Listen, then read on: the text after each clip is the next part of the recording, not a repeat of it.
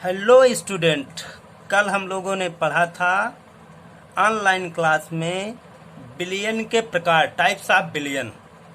आज हम सभी लोग पढ़ेंगे एक्सप्रेसिंग कंसंट्रेशन ऑफ सॉल्यूशन, बिलियनों की सांद्रता को व्यक्त करना। यानी कि किसी भी बिलियन की सांद्रता को हम कैसे ज्ञात करते हैं। तो किसी बिलियन की सांद्रता को ज्ञात करने के लिए सबसे पहले ये जानिए कि बिलियन की सांद्रता होती क्या चीज़ है। तो बिलियन की सांद्रता से हमारा सेंस यह है कि किसी भी बिलियन में उपस्थित विलेय पदार्थ और साथ साथ उस बिलियन का जो अनुपात होता है उसे ही हम बिलियन की सांद्रता कहते हैं। यानी कोई बिलियन है, उस बिलियन में विलेय पदार्थ की मात्रा कितनी दी गई है और उस बिलियन का टोटल आपका जो है मात्रा कितनी दी गई है, दोनों की जो सांद्रता होगी उसी सांद्रता को हम क्या, दोनों का जो आपका अनुपात होगा उसी को हम क्या कहेंगे, दिए गए बिलियन की सांद्रता कहेंगे।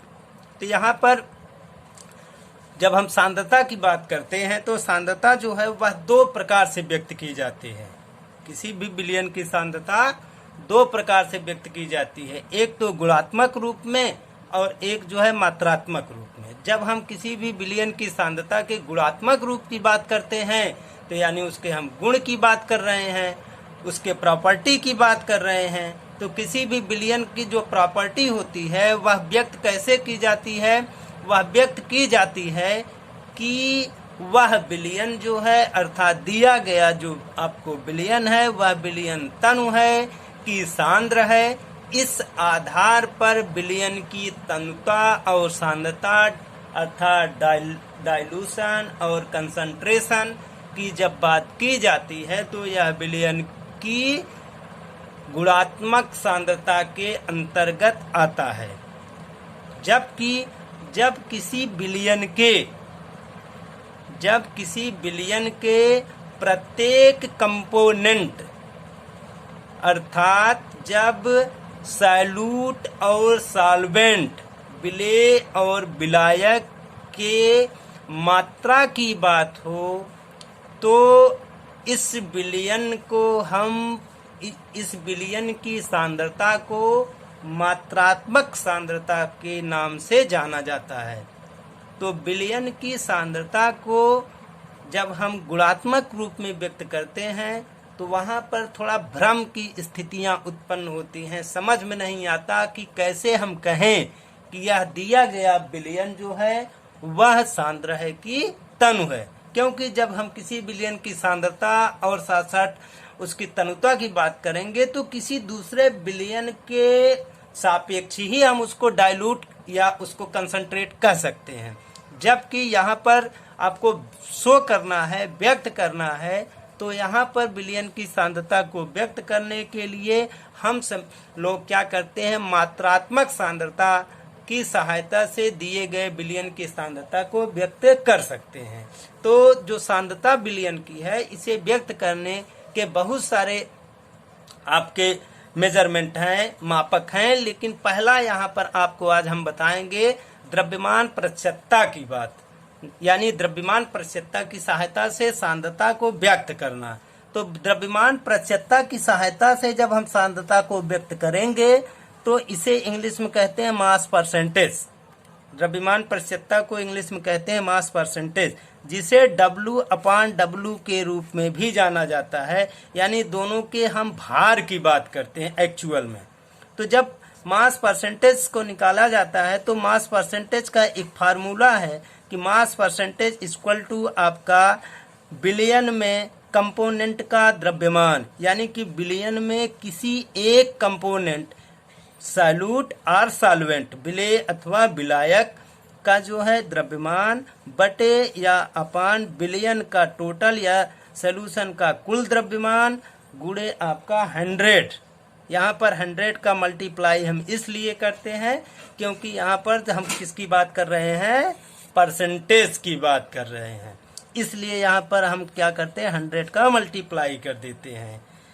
अब एक एग्जाम्पल के रूप में समझ सकते हैं, जैसे हमने कह दिया कि आपको ये दिया गया बिलियन जो है, जो ये आपको बिलियन दिया गया है, इसमें मान लो कि कोई बिलियन भरा गया है या रखा गया है, तो इस बिलियन का जो परसेंटेज है वह 10% है। यानी कह दें कि ये दिया गया जो बिलियन है या सोडियम क्लोराइड का 10% का बिलियन है। तो कहने का मतलब ये है कि इसमें सोडियम क्लोराइड जो है वह 10% और बाकी आपका जल या दूसरा जो भी आपका सॉल्वेंट यूज हुआ है वह कितना है, 90% है। और टोटल आपका मास ऑफ सोल्यूशन जो है वह कितना हो जाएगा, 100% हो जाएगा। क्लियर। तो इस प्रकार से हम क्या करते हैं, किसी भी बिलियन के मास परसेंटेज को शो ऑफ करने की क्रिया करते हैं। फॉर एग्जाम्पल आपको मैं एक क्वेश्चन की सहायता से भी यहाँ पर आपको लिखित रूप से बताता हूँ कि जैसे एक आपको क्वेश्चन दे दिया गया, आपके बुक से दे दिया गया, पूछा गया कि एक बिलियन है, यह बिलियन क्या है, 22 ग्राम बेंजीन उस बिलियन में रखा गया है और साथ साथ जो है 122 ग्राम कार्बन टेट्राक्लोराइड CCl4 रखा गया है। दोनों का एक मिक्सचर बनाया गया या सोल्यूशन बनाया गया। तो पूछ रहा है कि दिए गए बिलियन में बेंजीन के मास परसेंटेज की गणना करना है, यानी कि हमको क्वांटिटी निकालना है, क्वांटिटी ऑफ मास परसेंटेज निकालना है किसका, बेंजीन का।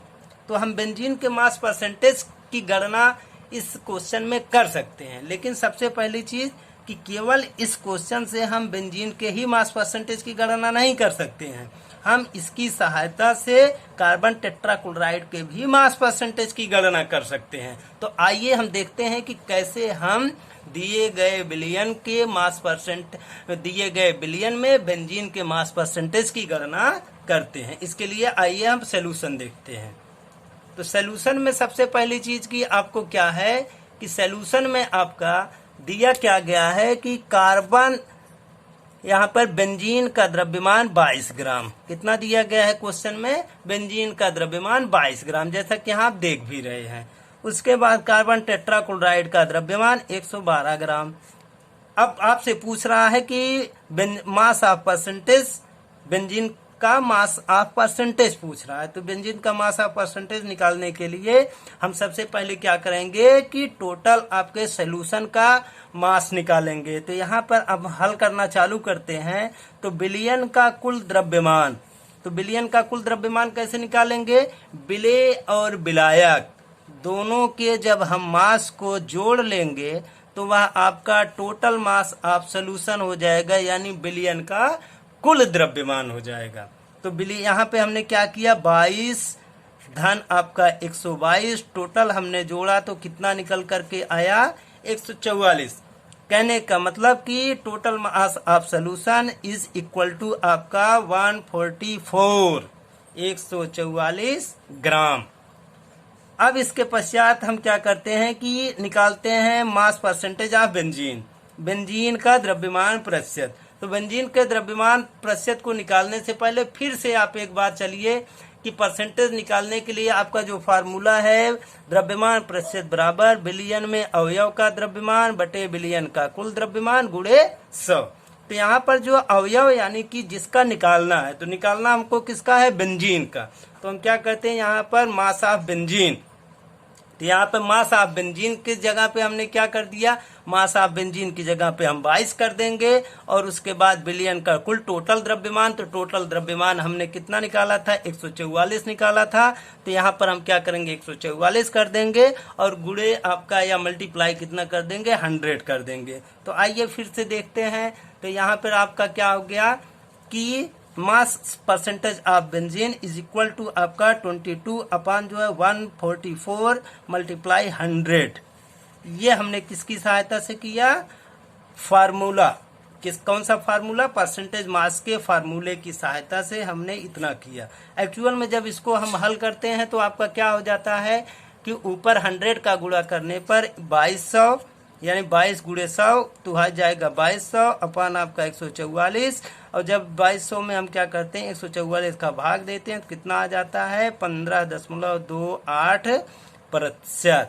यहाँ पे हम प्रतिशत लिखते हैं, क्यों लिखते हैं, क्योंकि यहाँ पर हमने 100 का गुणा किया है। तो यहाँ पर भी हमने क्या कर दिया, कलम की सहायता से पुनः एक बार हमने गुणा भाग करके आपको दिखा दिया।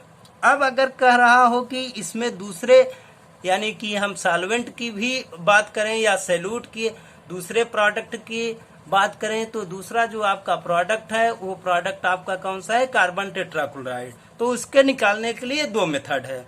पहला मेथड है कि हम क्या करें कि percentage mass of carbon tetrachloride निकालने के लिए हम चूंकि अब परसेंटेज की बात करते हैं इसलिए एक का जब हम निकाल लेते हैं दूसरे का 100 माइनस जो निकाला है उसको कर देते हैं, यानी कि कार्बन टेट्राक्लोराइड का मास परसेंटेज बराबर हो जाएगा 100 माइनस 15.28 यानी बेंजीन का परसेंटेज मास। तो जब टोटल हम माइनस करेंगे तो आ जाएगा आपका 84.72%।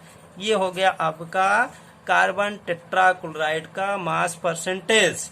और अगर इस तरह से न निकालें तो दूसरा मेथड हम क्या यूज कर सकते हैं, दूसरा मेथड यूज कर सकते हैं कि आपका mass percentage equal two billion में अवयव का द्रव्यमान, यानी कि यहाँ पर हम क्या करेंगे कार्बन टेट्राक्लोराइड का द्रव्यमान यानी कि 122 लिख देंगे, बिलियन का कुल द्रव्यमान यानी कि 144 लिख देंगे, गुणे 100 करेंगे।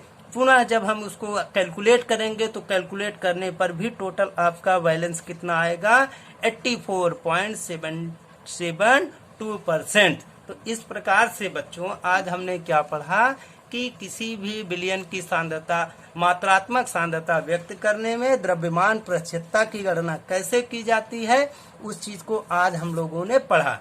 कल हम लोग पढ़ेंगे आयतन प्रतिशतता की गणना कैसे करते हैं।